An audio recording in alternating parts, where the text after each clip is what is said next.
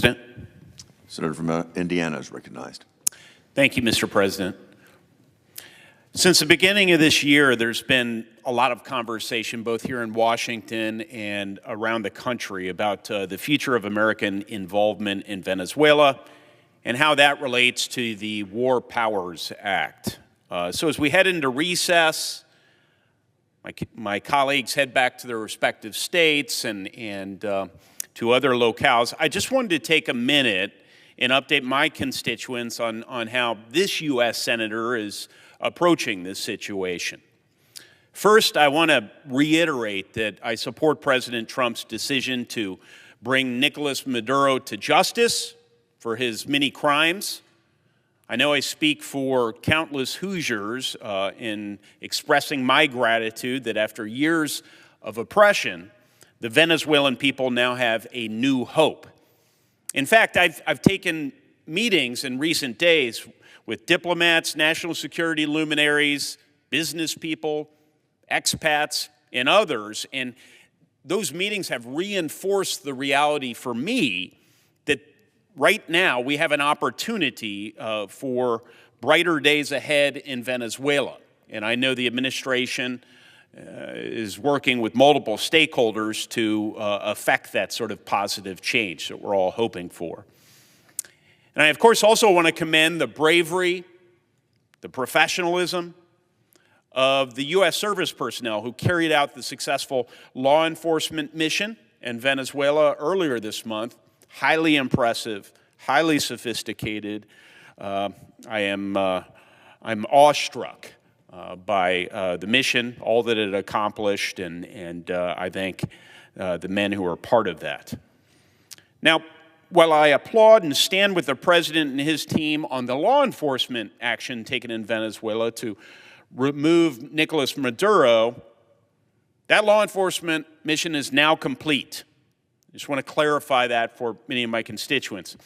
I've also expressed concerns about the possibility of American military involvement in Venezuela as we move forward. The president and members of his national security team have openly stated that the United States now runs Venezuela. And because we can't predict the future, no one can guarantee with certainty that an American military presence won't be required to stabilize the country. So I, along with what I believe to be the majority of Hoosiers, am not prepared to commit American troops to that mission. I strongly believe that any such commitment of U.S. forces in Venezuela must be subject to debate and authorization in Congress. And that is what animated so much of my activity in recent days and weeks. Now, that belief is not a new one to this situation or this president. In fact, for over a decade and under multiple presidents, I have pushed for Congress to fulfill its role defined in the Constitution on matters involving the use of military force. Since U.S. involvement in Venezuela began last year, I pushed for briefings and other forms of congressional engagement. Just last week, because of those concerns, I ultimately voted to advance a war powers resolution to make my concerns crystal clear to the administration and to my colleagues.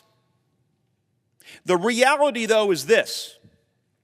Even if the Senate had adopted that resolution, had it not been derailed through a procedural vote, it likely would have died in the House of Representatives, very likely, or at a minimum been vetoed by the President of the United States. That much was clear. Given that stark, incontrovertible, unavoidable reality, I've had numerous conversations with senior national security officials over the past week since the first vote took place. And in those conversations, some in person, some by phone, I received assurances that there are, number one, no longer any American troops in Venezuela, I've also received a commitment that if President Trump were to determine American forces were needed in any major military operations in Venezuela, the administration would come to Congress in advance to ask for a formal authorization on the use of military force. And lastly, Secretary Rubio has agreed to my request to appear before the Senate Foreign Relations Committee to provide a public update on Venezuela immediately after the recess, facilitating the very type of public debate and, if necessary, someday authorization around these matters. Hopefully working the muscle memory of this institution and its various committees on issues of war powers so that they might be more inclined to operate those prerogatives, to exercise those prerogatives in the future.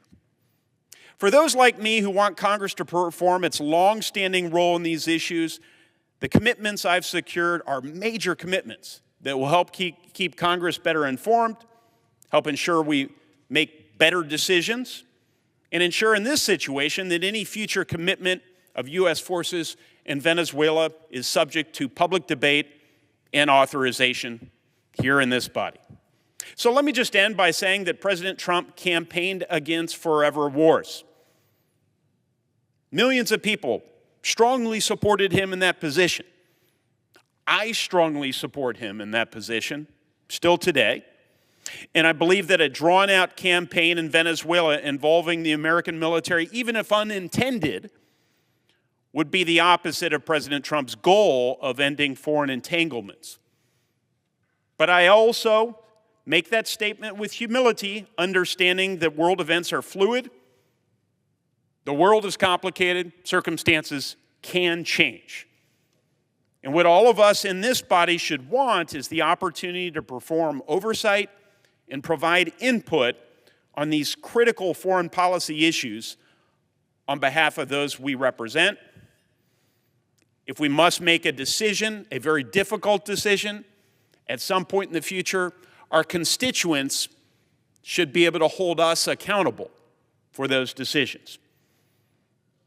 Regardless of who serves as president or which party controls the White House, Congress must get back to carefully fulfilling its constitutional responsibilities. And I am pleased that we have a path forward toward that goal now. And I look forward to the next steps in the weeks ahead. Thank you, Mr. President. I yield the floor.